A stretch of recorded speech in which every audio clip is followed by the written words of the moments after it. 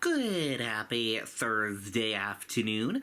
I'm Riley King and welcome to your afternoon newscast of WRMK News 12 right here on WRMK. Let's get started right now.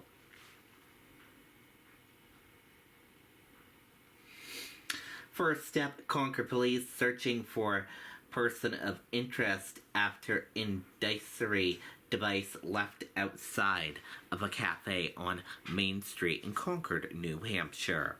Let's take a listen to that report from WMUR News 9.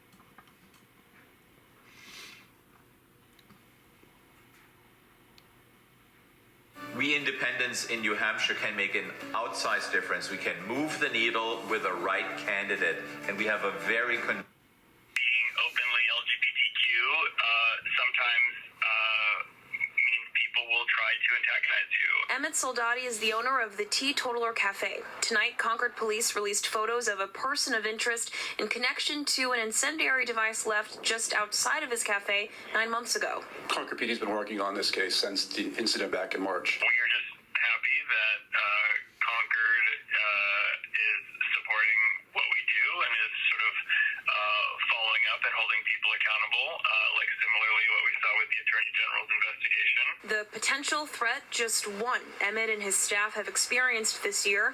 The cafe also targeted in the summer by the National Social Club 131, a group the National Anti-Defamation League identifies as neo-Nazi. What we have learned is that this is something that is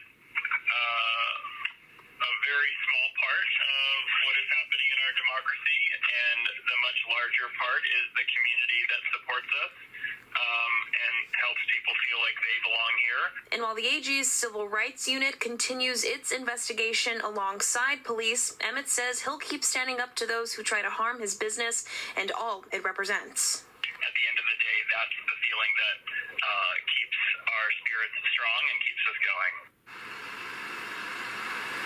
And we did ask police about these person of interest photos being released today. Again, 9 months after their initial investigation began, but they were not able to give me an answer tonight.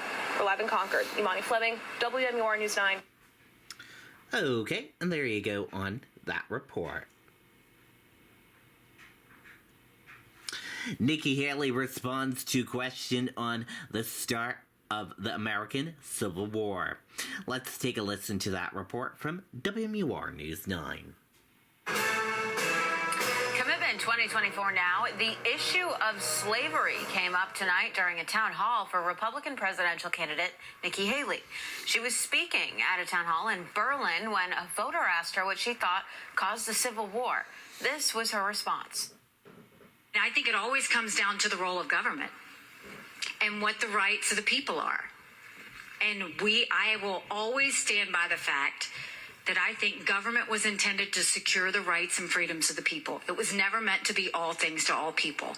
Government doesn't need to tell you how to live your life. They don't need to tell you what you can and can't do. They don't need to be a part of your life. They need to make sure that you have freedom.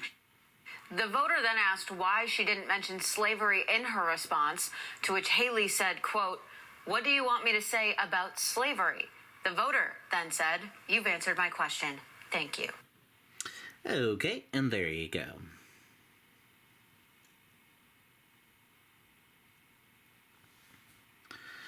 Victim's friend devastated after jury fails to reach a verdict in trial of man. Let's take a listen to that report. She did not deserve that. She deserved so much more.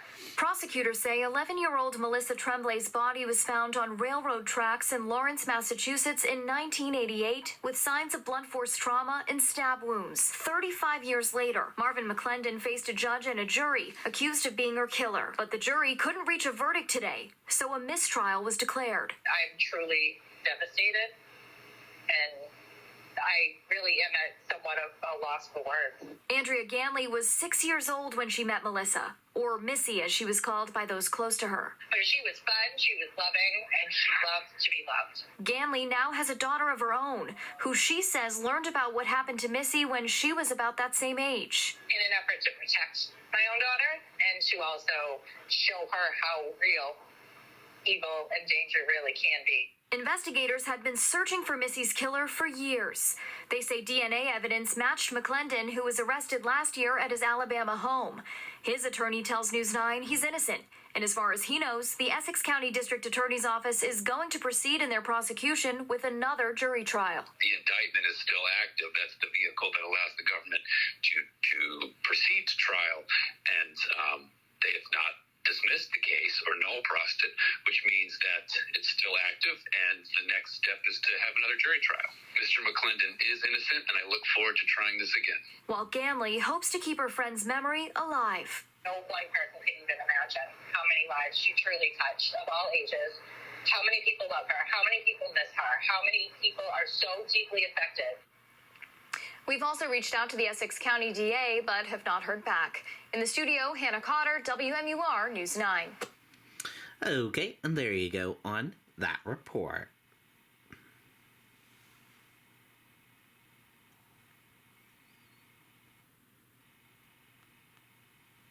Security preps underway for New Year's Eve celebration across the U.S. Let's take a listen to that report. Of all the Republicans running for president, why is Donald Trump only attacking Nikki Haley?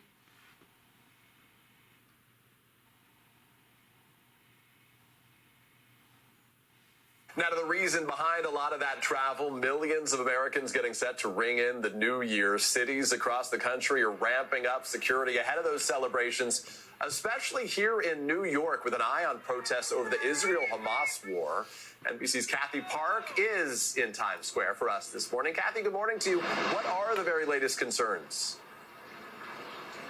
Hey, Peter, good morning to you. Greetings from the crossroad of the world. In the next couple of days, we're anticipating roughly 1 million revelers here in the middle of Times Square. But ahead of the big celebration, officials say the big concern, as you mentioned, are those large protests stemming from the Israel-Hamas war. In recent days, there have been many clashes nationwide between police and pro-Palestinian protesters. In fact, just yesterday, there were large groups that blocked traffic at JFK and LAX, and in fact, some travelers had to rush out of their cars to catch their flights. And according to officials in both cities, there were dozens of arrests. But back here in New York, Peter, we're told that there are no credible threats for New Year's Eve celebrations. So that's good news. Given all the recent activity, though, how are cities preparing ahead of the holiday weekend, Kathy? Yeah, so Peter, officials say that a concern is the potential for those lone wolf attacks, and that's why major cities like New York and Boston, they are stepping up patrols. You will see a lot of officers in uniform, other plainclothes officers on the ground as well, and they're urging members of the public to stay vigilant and report any sort of suspicious activity. But ending on a lighter note, Peter, yesterday we got some news about the New Year's Eve ball. We are told that there will be 2,600 crystal panels, and those panels, the theme will be bow tie theme, so you have to look very closely to see those bow ties, but it's a nice sparkle to round out the year. Hey, thanks for watching. Don't miss the Today. Okay, and there you go on that report.